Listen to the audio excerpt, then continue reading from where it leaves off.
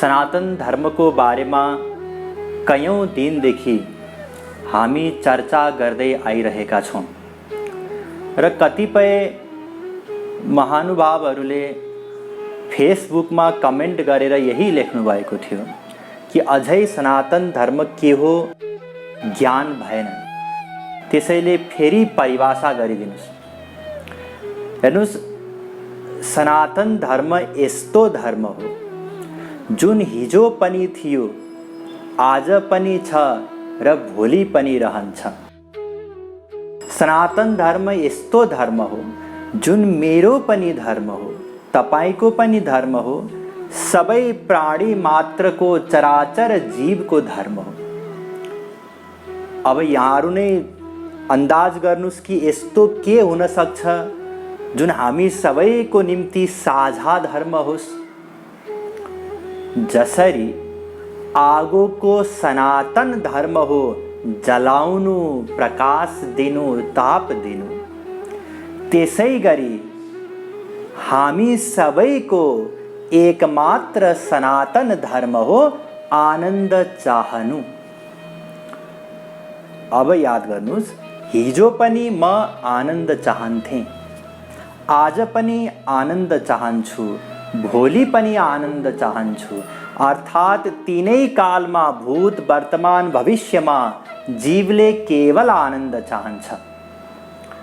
त्यसै गरी म पनि आनन्द चाहन्छु, तपाई पनि आनन्द चाहनुहुन्छ र चराचर सबै जीवले आनन्द चाहन्छन्। यो हामीले सिद्ध गरिसक्यौं प्रत्यक्ष प्रमाणद्वारा, अनुमान प्रमाणद्वारा एवं शब्द प्रमाणद्वारा। त्यसैले आनन्द चाहनु हाम्रो स्वाभाविक धर्म हो, सनातन धर्म हो र हामी तीनवटा लक्षणले युक्त आनन्द चाहन्छौं। के हुन्? पहिलो, आनन्द अनन्त मात्राको हुन्छ, अर्थात् हामी अनन्त मात्राको आनन्द चाहन्छौं। हामी चाहन्छौं त्यो आनन्द बढ्दै जाओस्, यो दोस्रो लक्षण, र सधैँ रहिरहोस्, यो तेस्रो लक्षण हो आनन्दको। तर अहिलेसम्म जति पनि सुखको हामीले अनुभव गर्यौं, ती सबै सुखहरू हामीले चाहेको सुखको लक्षणभन्दा विपरीत लक्षणले युक्त छन्। अर्थात् हामी अनन्त मात्राको चाहन्छौं, हामीले सीमित सुख पायौं, अल्प सुख पायौं। हामी चाहन्छौं त्यो आनन्द बढ्दै जाओस्, संसारमा अनुभव गरेको सुख घट्दै गयो।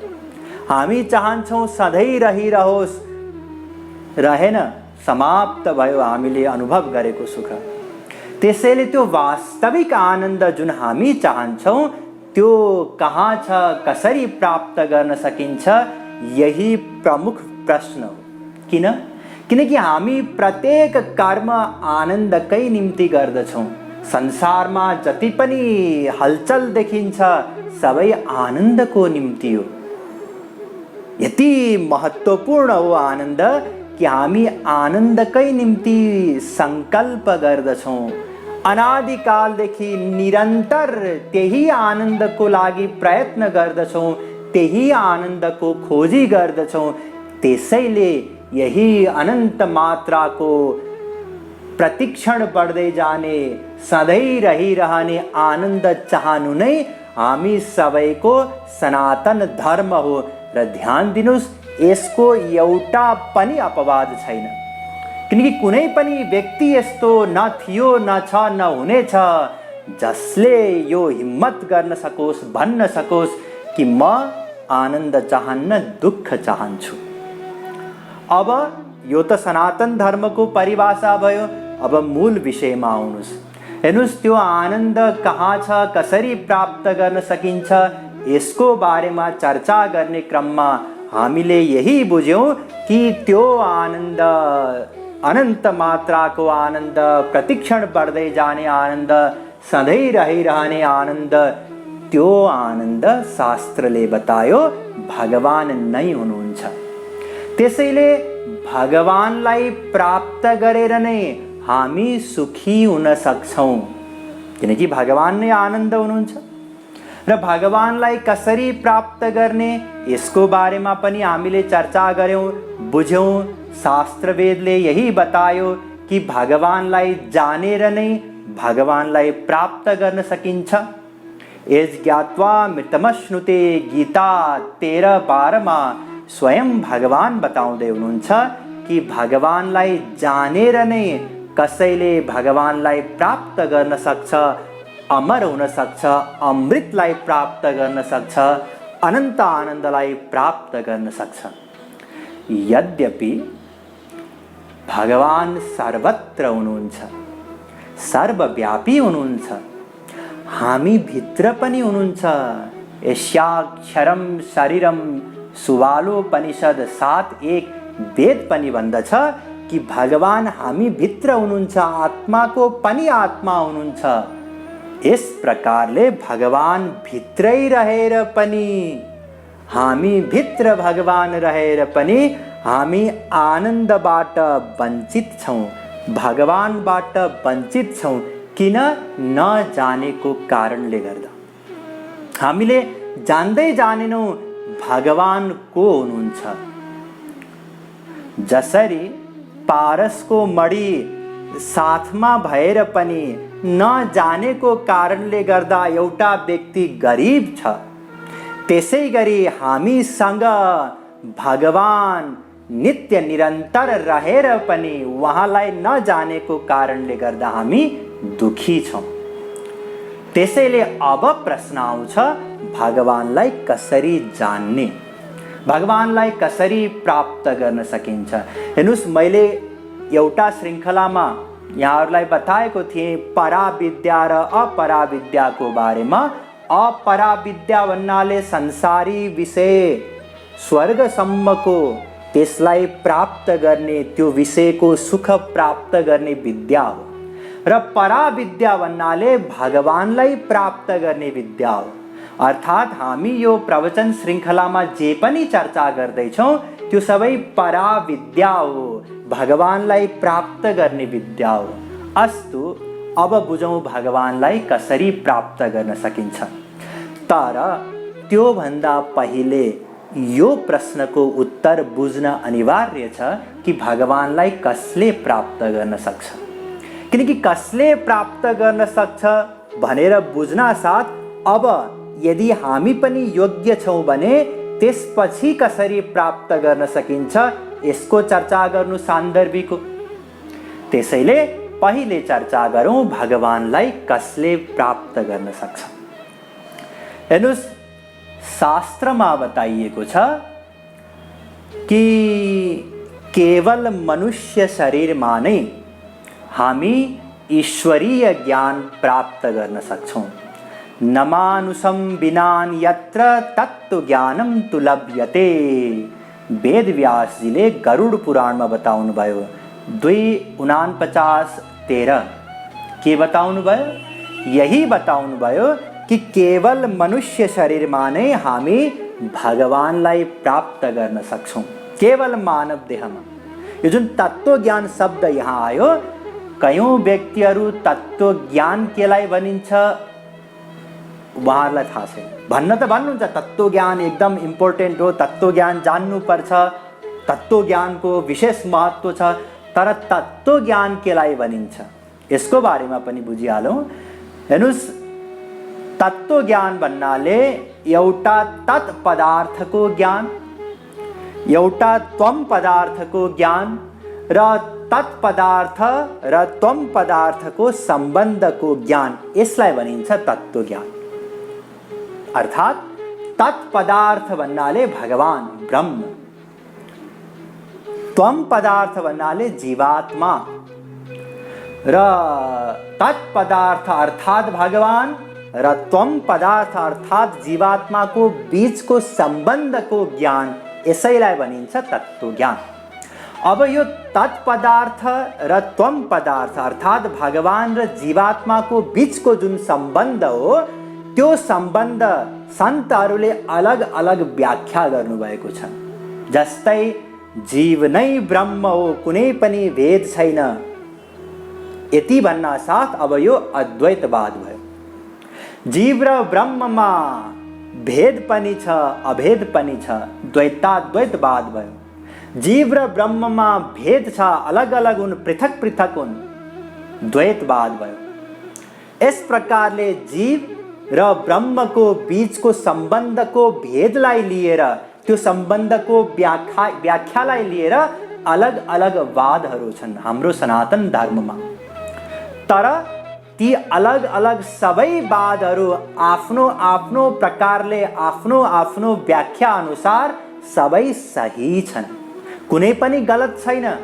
किनकि यो अनुभव प्राप्त गरेर सन्तहरूले निरूपण गर्नुभएको सिद्धान्त हो। अस्तु, हामी यहाँ चर्चा गर्दै थियौँ तत्त्व ज्ञानको। यो जुन तत्त्व ज्ञान हो, भगवानको बारेमा, भगवान को हुनुहुन्छ, के हुनुहुन्छ, जीवात्माको बारेमा, म देह हुँ कि आत्मा हुँ, मेरो स्वरूप के हो, त्यसपछि भगवान र जीवको बीचको सम्बन्ध, जीव भगवानको अंश हो, भगवानको नित्य दास हो, भगवानलाई पाएर नै जीवले आनन्द चाहन्छ, भगवानलाई प्राप्त गर्ने तरिका, यी सबै ज्ञान जुन तत्त्व ज्ञान हो, यो तत्त्व ज्ञान केवल मानव देहमा नै सम्भव छ। मानव देह बाहेक अन्य 84 लाख प्रकारका योनिहरू, सबै गरेर 84 लाख प्रकारका योनिहरू छन्, शरीरहरू छन्। यी 84 लाख प्रकारका शरीरहरू मध्ये केवल मानव देहमा नै त्यो तत्त्व ज्ञान प्राप्त गर्न सकिन्छ। त्यसैले मानव देह विशिष्ट देह हो। र यदि यो मानव देहमा भगवानलाई जानेनौँ, भगवानलाई जान्ने प्रयत्न गरेनौँ भने वेदव्यासजी भन्नुहुन्छ त्यो ब्रह्म हत्यारा समान हो। न वेत्यात्महितं यस्तु स भवेद ब्रह्म घातकः। गरुड पुराण 2:49-16।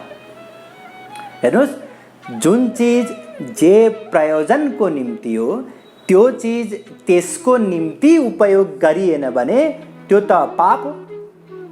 अर्थात् मानव देह भगवानलाई जान्नको निम्ति हो।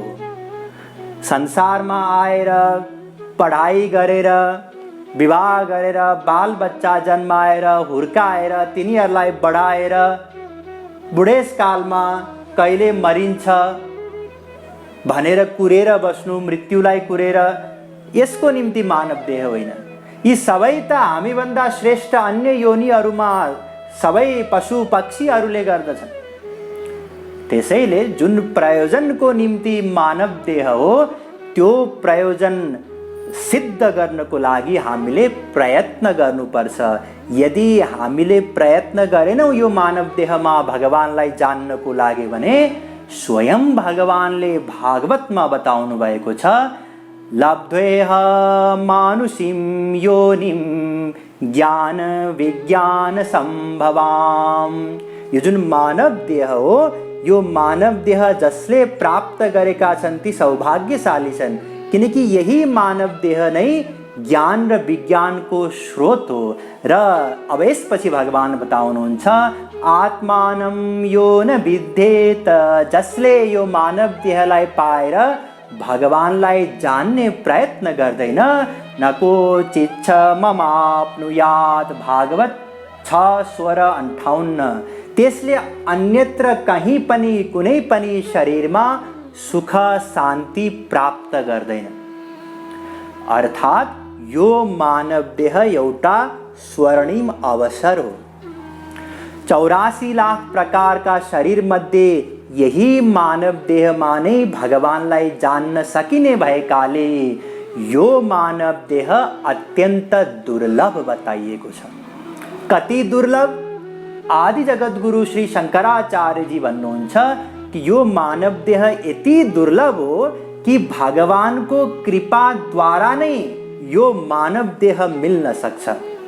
शंकराचार्यजीले भगवानका दुर्लभ कृपाहरू के हुन सक्छन् भनेर विचार गरेर मन्थन गरेर 3वटा दुर्लभ कृपा बताउनु भयो। दुर्लभम त्रयमेवैतत् दैवानुग्रहकारकं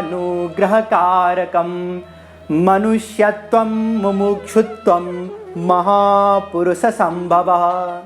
शङ्कराचार्यजी भन्नुहुन्छ भगवानका तीनवटा दुर्लभ कृपाहरू हुन्छन्।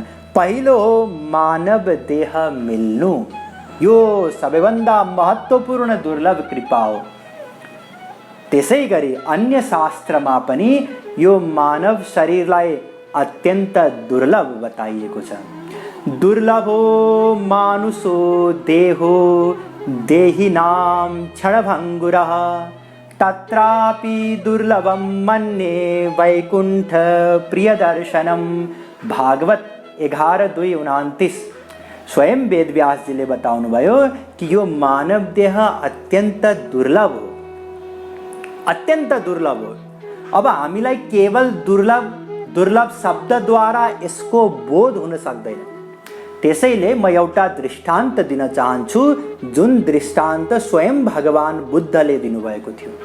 भगवान बुद्धले पनि मानव देहको महत्त्व बताउनु भयो आफ्नो शिष्यहरूलाई राखेर, र उहाँका प्रमुख शिष्य थिए आनन्द। उनलाई सोध्नुभयो, तिमीलाई यो दुर्लभ मानव देह पाएकोमा के तिमी खुसी छौ? आफूले आफूलाई सौभाग्यशाली महसुस गरेका छौ? आनन्दले भने, छु गुरुदेव। तर आनन्दको उत्तरमा कुनै पनि त्यो सौभाग्यशाली छु, खुसी छु भन्ने भावना थिएन, बाहिरी उत्तर थियो। किनकि उनलाई बोध नै भएन कि यो मानव देह कति दुर्लभ हो। त्यसैले बुद्ध भगवानले एउटा दृष्टान्त दिनुभयो कि आनन्द, मान ल्याऊ कि एउटा समुद्रको पिँधमा एउटा कछुवा छ। त्यो कछुवा श्वास लिनको निम्ति 100 वर्षमा एक पटक सतहमा आउँछ, 100 वर्षमा एक पटक। र त्यो सतहमा एउटा काठको टुक्रा छ, त्यो काठको टुक्रामा पनि एउटा प्वाल छ। अब मलाई बताओ कि 100 वर्षपछि त्यो कछुवा समुद्रको सतहमा श्वास फेर्नको लागि आउँदाखेरि त्यो काठको टुक्रा पनि संयोगवश उसको ठिक माथि रहेर त्यो काठको टुक्रामा भएको प्वालमा त्यो कछुवाको गर्दन फस्ने सम्भावना कति हुन्छ? आनन्दले विचार गरे र भने कि प्रभु, यो त मलाई असम्भव लाग्दैछ।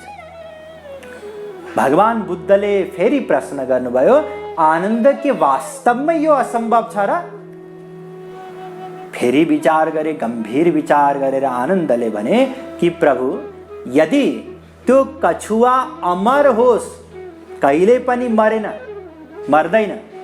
र त्यो काठ पनि कहिले पनि सड्दैन, यदि यस्तो स्थिति हो भने हुन सक्छ अरबौं वर्षमा संयोगवश समुद्रको छालले बगाउँदै गरेको त्यो काठको टुक्रा, त्यो कछुवा जुन 100 वर्षमा एक पटक श्वास फेर्नको लागि सतहमा आउँछ समुद्रको, त्यसको गर्दन फस्ने सम्भावना छ, अत्यन्त झिनो सम्भावना छ, लगभग 0 सम्भावना छ। भगवान बुद्धले बताउनु भयो, आनन्द, यो मानव देह प्राप्त गर्ने सम्भावना त्यो भन्दा पनि न्यून सम्भावना छ यसको, यति दुर्लभ हो मानव देह।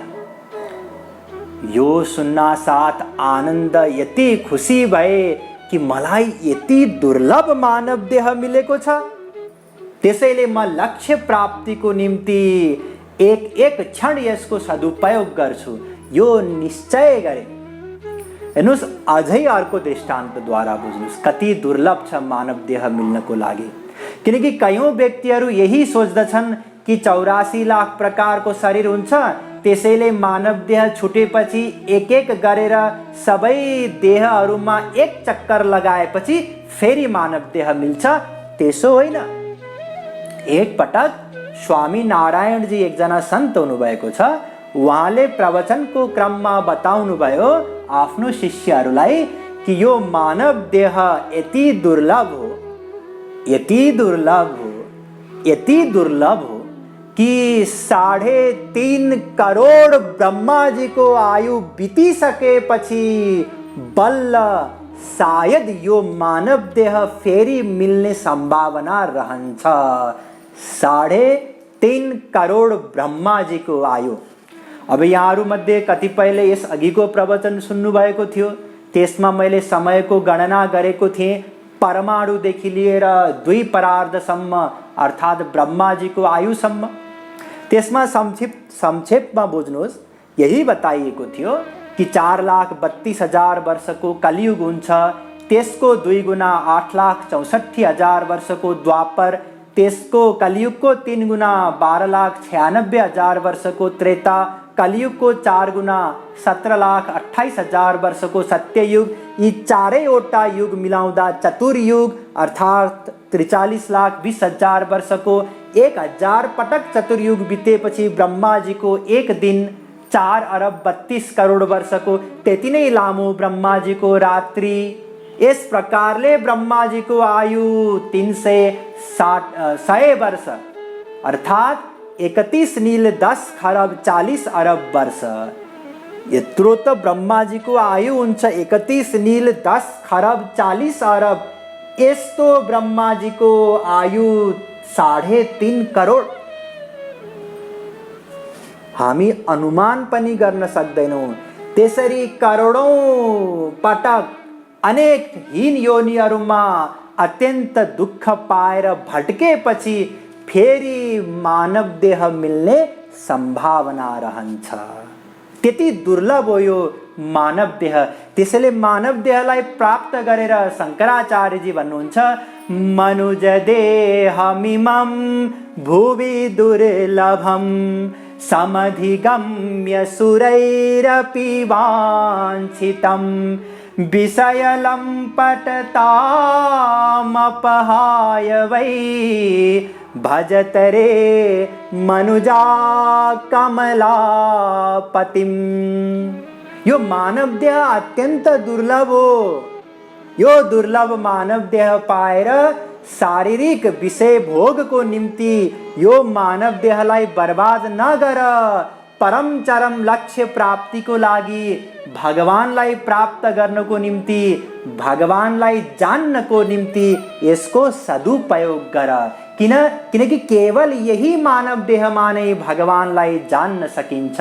स्वयं वेद व्यासजी भन्नुहुन्छ, निर्देहमाद्यं सुलभं सुदुर्लभं प्लवं सुकल्पं गुरुकर्णधारं मयानुकूलेन नभस्वतेरितं पुमान् भवाब्धिं न तरेत् स आत्मः। भागवत 11:20-17। अर्थात् यो मानव देह एउटा नौका समान हो, जुन नौका द्वारा हामी यो माया रूपी सागर पार गर्न सक्छौं। त्यो नौकालाई खियाउने कार्य गुरुले गर्नुहुन्छ र भगवानको कृपा अनुकूल वायुको रूपमा कार्य गर्दछ। यसैको अनुवाद तुलसीदासजी महाराजले रामायणमा गर्नुभएको छ। नरतनु भव बारिधि कहाँ बेरो सन्मुख मरुत अनुग्रह मेरो कर्णधार सद्गुरु दृढ़ नावा दुर्लभ साज सुलभ करी पावा जो न तरई भव सागर नर समाज अस पाई सो कृत निंदक मंदमति आत्महन गति जाई सो परत्र दुख पावई सिर धुनि धुनि पछिताय काल ही कर्म ही ईश्वर ही मिथ्या दोष लगाय। तुलसीदास जी महाराज हेर्नुहोस् कति सुन्दर व्याख्या गर्नुभयो कि यही मानव देहमा नै हामी भगवानलाई जान्न सक्छौं, प्राप्त गर्न सक्छौं। त्यसैले यो मानव देह पाएर त्यसैको निम्ति यसको सदुपयोग गर्नुपर्छ। अन्यथा ऊ आत्महत्यारा हो जसले यो मानव देह पाएर पनि भगवानलाई जान्ने प्रयत्न गर्दैन।